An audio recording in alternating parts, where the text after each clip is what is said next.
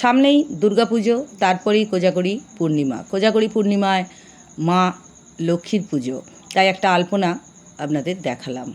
যদি ঠাকুরের সামনে একটু বড় জায়গা থাকে তাহলে আলপনা একটু বড় করে আলপনা দিলে ভালোই লাগবে। আলপনা মা লক্ষ্মীর বড় প্রিয় জিনিস। আর এই যে এরকম চৌকো করে একটা দাগ কেটে নিয়ে তার আশপাশে বিভিন্ন রকম কলকা দিয়ে যে ধানের শীষের দুটো ঝাড়, তার মধ্যে মা লক্ষ্মীর চরণ। আর যেহেতু কমলা তাই পদ্ম তো একটা আঁকতেই হবে, পদ্ম একটা এঁকে দিলাম। পদ্মের সামনে আরও কটা কলকা করে দিলাম।